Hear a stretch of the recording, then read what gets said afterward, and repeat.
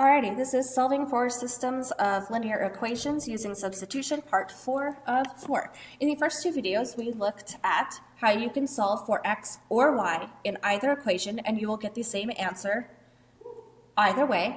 And then in the last video, the third video, we looked at how we can check that we solved the right thing by plugging our values for x and y back into an equation and seeing if it equals. And we're going to do that same thing again in this equation. When I was younger, I used to be afraid of the y-intercept because I'm afraid of being stung by a bee. Alrighty, so looking at these two equations, we have 2x plus y is equal to 20, and we have 6x minus 5y is equal to 12. And if we want to know what the solution to this is, we're going to have to use substitution to do that. So I see that there's nothing in front of this y in the first equation, which means there's 1 in front of it. So that seems like it's going to be the easiest to solve for right away. So in order to solve for that, I'm going to subtract 2x from both sides. I'm not going to show that step, so hopefully you follow along. So I'm going to have y is equal to negative 2x because I subtracted that 2x, negative 2x plus 20.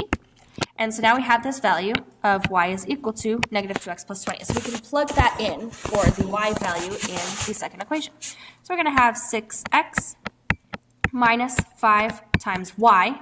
And as we determine, y is going to be negative 2x plus 20. And all of that's going to be equal to 12. The first thing I need to do is I need to distribute. And remember, we're not distributing just the 5, but the sign in front of it. So we're distributing this negative 5. So I have this negative 5 times negative 2x. And so that's going to get me a positive 10x. And then I have this negative 5 times a positive 20. And that's going to get me a negative 100. And that's equal to 12. So next thing we're going to do is we're going to combine like terms. I have this positive 6x and this positive 10x, which are going to combine to be a 16x. 16x minus 100 is equal to 12. So next thing we're going to do is we're going to start solving using SADMAP. I see that there's this negative 100.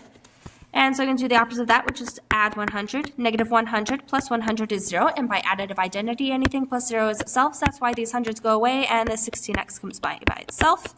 What we do on one side, we have to on the other side. So I'm also going to have to add 100 to this other side of the equal sign. So now I have 12 plus 100, which is going to get us 112.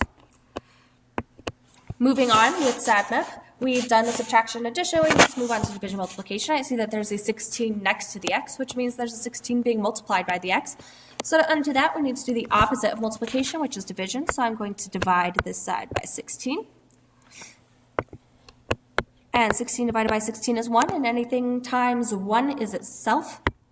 So that's why these 16s go away, and this x comes down by itself. What we do on one side, we have to do on the other side as well. So I'm also going to be dividing 112 by 16.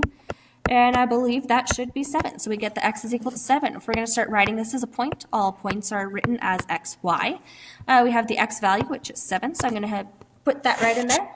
Now that we have x is equal to 7, we can go ahead and put this 7 in for x in the original equation. So we're going to have 2 times 7, or 2 times x, plus y is equal to 20. So now we do this multiplication. 2 times 7 is 14. 14 plus y is equal to 20. And so now we're going to solve for y using SADMAP. I see that this 14 has been added to y, so we're going to do the opposite of that, which is subtract the 14. 14 minus 14 is 0. By additive identity, anything plus 0 is itself, so these 14s go away, and that's why this y comes down alone. What we do on one side, we have to do on the other side as well, so I'm also going to subtract 14 from this side. 20 minus 14 is going to get us 6, so we get that y is equal to 6. So these two linear equations, 2x plus y is equal to 20, and 6x minus 5y is equal to 12, are going to cross at the point of 7, 6. Now we can double check that these values are going to work by plugging them back in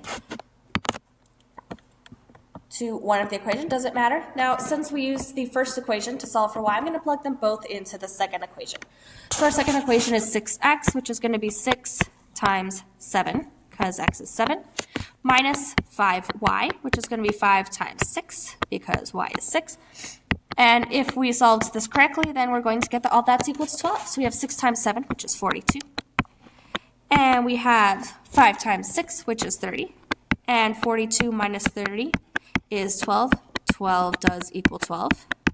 And so, yes, we did this correctly.